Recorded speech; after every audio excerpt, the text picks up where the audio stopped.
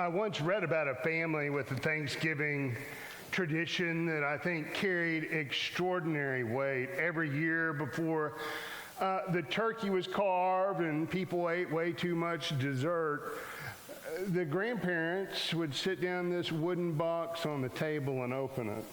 And then they would eat their meal, and people would look while they were eating at those slips of paper that were inside the box, some yellowed with age, some new looking. And after the meal, the children would gather around and the adults would take turns pulling slips out of the box and reading them out loud. They were stories, moments. They remembered answered prayers, unexpected provisions, moments when God carried them through dark seasons. You know, one of the oldest was when God protected their grandfather during the war. Some were about meeting an urgent financial need or delivering a child from a health crisis, and many, many more. And at the end, each person would write down something that had happened in their year that they were the most grateful for. They would remember what God had done, and then they would put it back in the box. And the grandfather once said, we don't do this just to be thankful. We do it so the next generation will know why they should hope in God. Why they should hope in God. And this is the heart of Psalm 78. Not simply gratitude, but hope. Gratitude, remembrance, thanksgiving, it really unlocks the door to hope. Not just remembering, but actually recalling what God has done. Not just sentiment, but retelling what God has done so that the next generation will know and understand where to place their trust. So if you have your Bible, we're going to read the first few verses of Psalm 78. We'll start in verse 1 here. A maskil of Asaph. Give ear, O my people, to my teaching.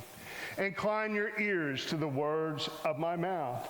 I will open my mouth in a parable. I will utter dark sayings from of old, things that we have heard and known, that our fathers have told us. We will not hide them from their children, but tell the coming generation the glorious deeds of the Lord and his might and the wonders that he has done. He established a testimony in Jacob and appointed a law in Israel, which he commanded our fathers to teach to their children, that the next generation might know them, the children yet unborn, and arise and tell them to their children, so that they should set their hope in God and not forget the works of God, but keep his commandments, and that they should not be like their fathers, a stubborn and rebellious generation, a generation whose heart was not steadfast, whose spirit was not faithful to God. Psalm 78 stands within a long biblical tradition that goes all the way back to probably Exodus, where God encourages his people to pass down their faith to the next generation, to recall what he has done for the next generation. This psalm was probably read, in homes and in the temple around various religious festivals and holidays in the life of the ancient kingdom of Israel. And why it was read was to pass God's works down to the next generation. This psalm talks about it. From the earliest days of Israel's life, God established sacred holidays for his people to celebrate: Passover, unleavened bread, the commands of Deuteronomy 6, so that children would hear the story of his salvation, and they would hear his works recalled, and he would see their parents and their family and the entire nation celebrating God. And these sacred days were not given merely as religious observances, but as an intentional pause where families gathered, they remembered, and they spoke about what God has done. The goal was simple. The memories spoken aloud would give birth to faith, in the next generation, that faith would grow into hope over time. This is the principle that Psalm 78 is drawing upon. The psalmist knows that when God's mighty works are recalled and retold, the people are going to stand firm. And when they are forgotten, they drift.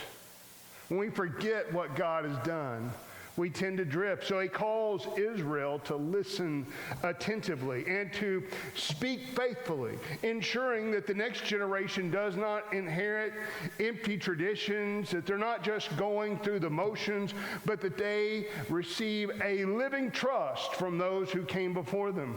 Sacred remembrance, it's not nostalgia. That's not what I'm talking about. It is spiritual formation. And without it, the hope of the next generation is imperiled. So we must teach them to hope. Number one, by recalling his mighty works. We teach them to hope by recalling his mighty works. Look at verse 1 in our passage. Give ear, O my people, to my teaching. Incline your ears to the words of my mouth. So the psalmist opens here with a double summons. He calls the people to give ear, do you see that? And then to incline the ear. He uses two different Hebrew verbs here. The first verb is a biblical call to listen with the intent to obey. You know, when you tell your kids to do something, you know whether or not they're listening to obey or they're just going through the motions, right? And they're going to go do whatever they want. Everybody know that? Just raise kids? Okay, if not your kids, your spouse. You know when your spouse is like that? It took Libby a good 20 years to figure out when she told me to do something, and I say I'll get right on that, it means I'll never do it. That's not listening with the intent to obey.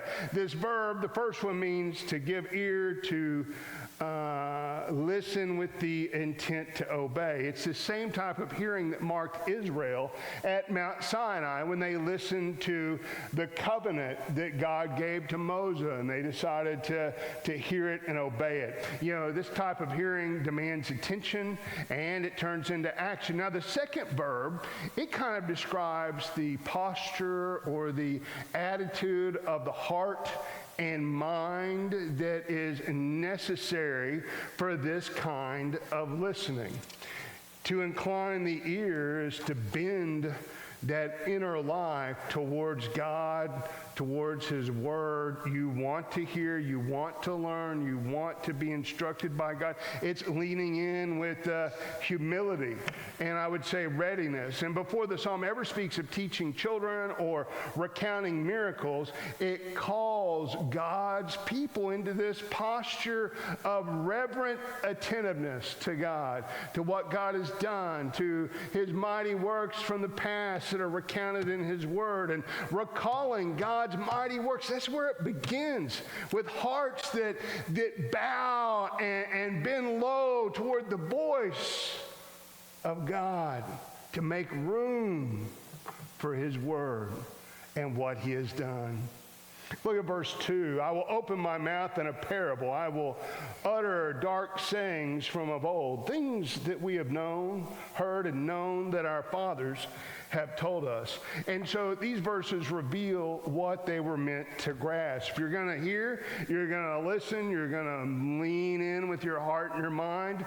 Well, this is what they're supposed to hear, what they're supposed to know. He speaks of uttering dark sayings of old there in verse 2. And the word dark here, it's not scary.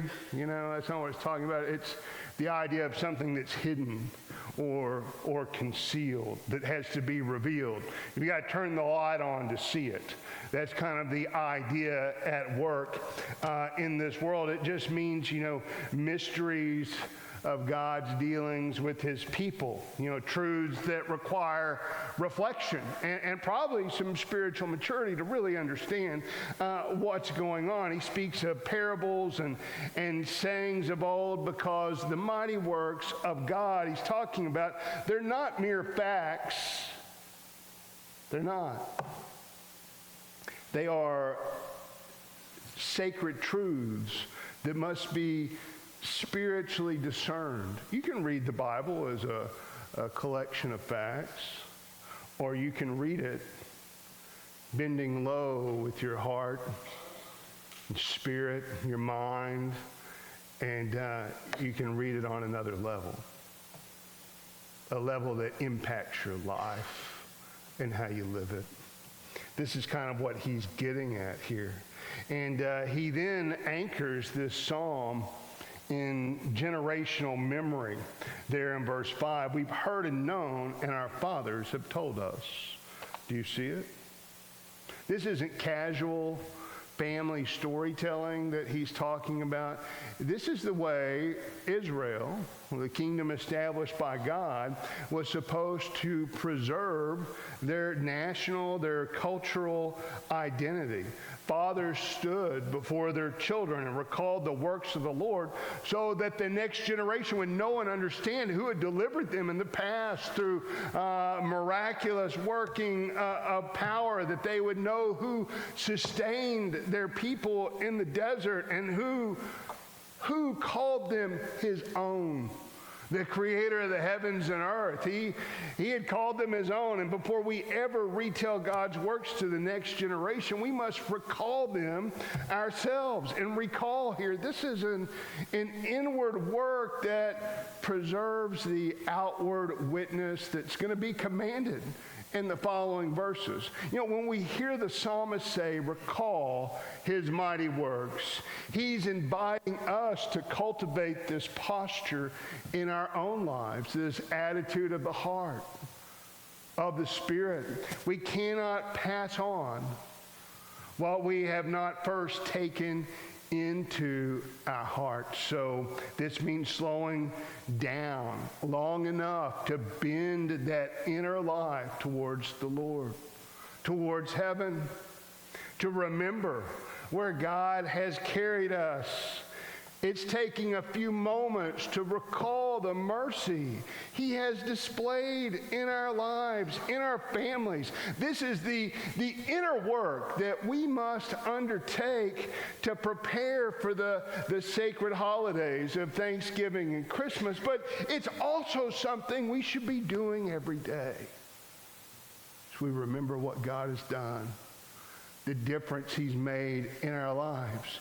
When you choose to recall his works, you open up your heart to a fresh dose of hope in your life. And without this personal work of remembering, you're not going to be able to teach the next generation to trust and hope in God. Not going to happen. A man was cleaning out an old desk drawer at home, and he found a journal he had kept years earlier. It was it had been through some wear, some heavy use at one time or another. It was thin and worn. The cover was bent from being carried around and overused during a very difficult season in his life. And he opened it out of curiosity. It had been way at the back in a bottom drawer, kind of just got shifted back there over time. He'd forgotten all about it. And he pulled it out, and he started looking at them. And he read page after page after page of prayers that he had prayed and how God had answered them. He just kept reading. He'd forgotten about most of them. There were entries about financial needs that were met at the last moment. Notes about God sustaining him through an illness. Stories of peace when nothing else in his life seemed stable at all. And as he turned the pages, he realized how many of those moments he'd just forgotten. He'd forgotten all about the things that God had done. Life had moved on, and the memories had faded, and he wasn't recalling the works of the Lord. But this journal where he'd written it down, it had not lost its power. It affected him. as he read it. It still bore witness to the mighty works of God. He later said again that reading those pages brought back a sense of hope that he didn't know he had lost or misplaced, just by recalling what God had done. Recalling God's mighty works is like opening up that journal, right? The works are still there. The faithfulness of God is still true. It's our remembrance of what God has done and his mercy and his goodness that often grows thin in our lives. When we choose to recall what God has done, hope rises up again, and we become ready to speak of his goodness to those who come after us. We must teach them to hope by recalling his mighty works. And then number 2, we must retell his mighty works. We must recall his mighty works, and we must retell his mighty works. In verse 4, the psalmist moves from the inward posture of this recalling to the outward responsibility of retelling. Look at it in verse 4. We will not hide them from their children, but tell to the coming generation the glorious deeds of the Lord and his might and the wonders he has done. We will not hide them from the children, right? But they will tell the next generation about what God has done. The verb translated tell, it carries a sense of declaring, of announcing, of making known with intention and clarity. Make no mistake, this verb here means it means proclamation, deliberate. Proclamation is what it's talking about. The fathers were not supposed to keep God's works tucked away in some private stash somewhere, some personal memory. They were supposed to speak them aloud so the next generation would hear a vivid account of God's faithfulness and what he had done for them. That was the point.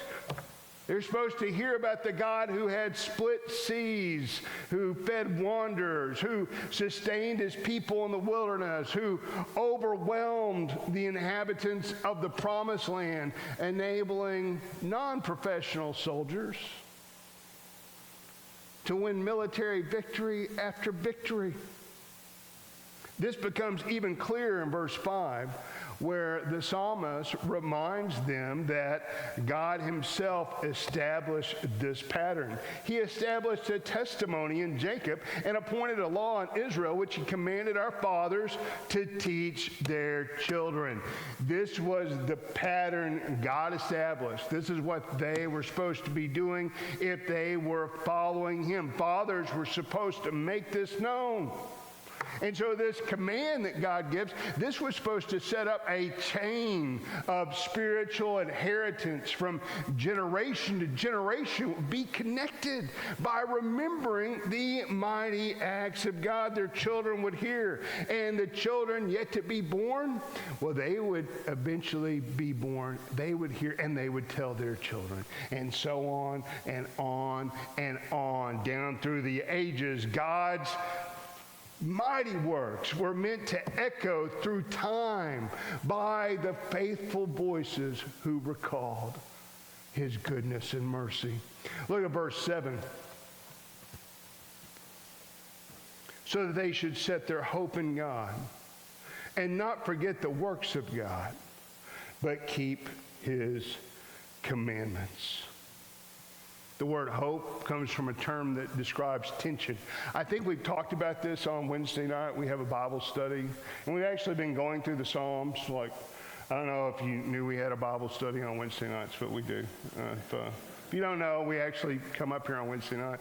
It's your hardcore people, that really want to learn something. But this word hope in Hebrew is interesting. It describes a rope under tension.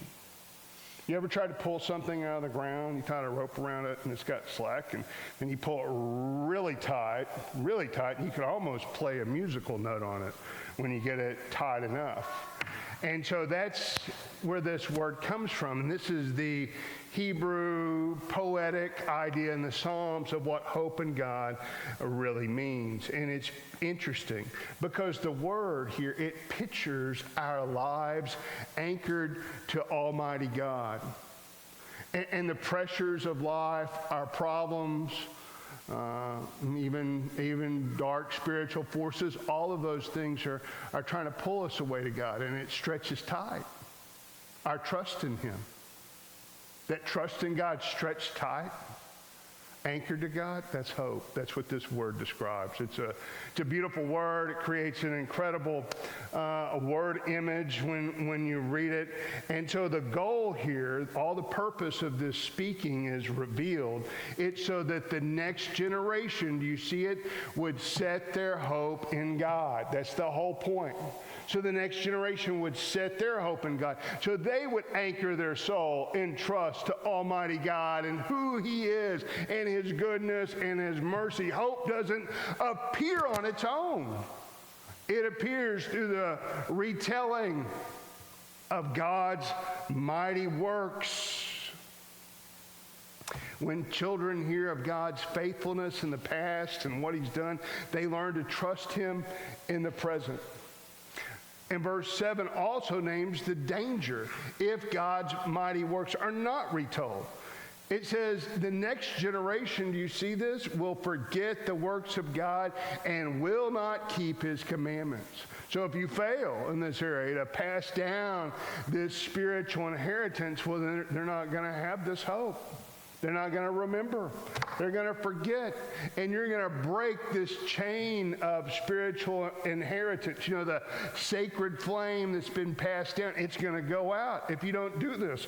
Retelling His mighty works, it means taking deliberate responsibility for the spiritual atmosphere of your home. This should be going on all year. But it definitely should be going on around our sacred holidays, around Thanksgiving, around Christmas. I would say Easter too. These are sacred seasons.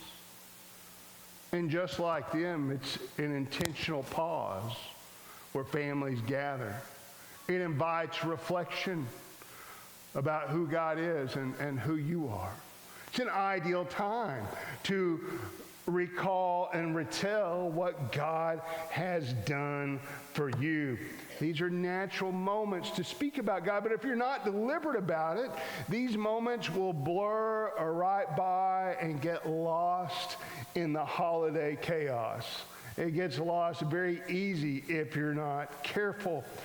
You know, this week, tell your children or grandchildren how God answered a prayer you prayed years ago, or how He carried your family through a difficult season in your life. Let them hear. Let them hear in your own voice the works of the Lord. That's what this psalm is describing. Pray together before meals. Tell them why you trust God today. Share with them the stories your parents and grandparents told you about the Lord, about His faithfulness, so you don't break this chain. Let it continue into the next generation. You're giving them an anchor for the future. You're giving them a reason to hope in God when those storm clouds overshadow their lives. A woman once shared a story about her grandmother that became a treasured part of her family's Christmas tradition. Every year the family decorated a tree together, and the grandmother would carefully unwrap an old, fragile ornament that had belonged to her parents. It's the kind you hardly ever see anymore, hand-painted glass with an image of an angel watching over a little girl. You may have had grandparents that had paintings like that on their walls. I know I did. And before she would hang it on the tree, the grandmother would always pause and retold its story. When she was a child, she'd fallen desperately ill with what doctors called rheumatic fever. Her heart was weakened, her joints were swollen, and her fever would not break. The doctors told her parents that they were going to have to prepare themselves, that it wasn't going to go well, that the girl probably wouldn't make it, their daughter probably wouldn't survive the winter. But her parents refused to give up. They prayed over her every night. They believed that God had the power to do what medicine was unable to do. And slowly, miraculously, her fever started to be less and less, and she started to recover. Eventually, she could sit up. And then she was finally able to stand. And eventually she could walk across the room again. And by spring, she was outside playing with her brothers and sisters. So when the Christmas season came around that year, her parents bought that ornament so they would never forget what God had done for them. And they remembered it every single year. Every year as she hung it on the tree, her parents, dead now many years, she would tell her children and her grandchildren the story of the God who heard the prayers of a desperate mother and father and restored their daughter's life. And now our grandchildren, they look forward to seeing that ornament every year, not because it's beautiful, but because they know the story behind it is a story of mercy, a story of answered prayer, a story that has taught generations of their family to hope in God. The psalm ends with a warning in verse 8. It says that they should not be like their fathers, a stubborn and rebellious generation, a generation whose heart was not steadfast, whose spirit was not faithful to God. You know, the warning here is that if they didn't do this, Israel would become a stubborn and rebellious generation. If they didn't recall and didn't retell God's mighty works and pass down the sacred flame to the next generation, that this would happen. People would forget about God. They would forget about His goodness. And I think that's a solid word for us today. You know, the danger of doing this, it didn't die in the wilderness with these ancient people. It still walks into living rooms and holiday settings in our day, in 2025, when the mighty works of God are not recalled, when they are not retold. The next generation doesn't drift into an innocent ignorance. That's not what happens. They drift into spiritual instability. Their hearts are pulled toward whatever voices are loudest, whatever the talking head on their screen is saying. Their trust bends towards whatever stories fill that silence. And they are not taught to hope in God. The warning of verse 8 stands across the millennia to remind us that, you know, hope in God, it doesn't disappear all at once. It erodes and it crumbles. If we're not faithful to do what God has commanded, our children won't be faithful in God. The foundation, it just crumbles quietly when God's people stop speaking about what He has done. So as we enter this sacred season, I hope you teach them to hope. Recall His mighty works until gratitude rises up and fills your heart and your spirit.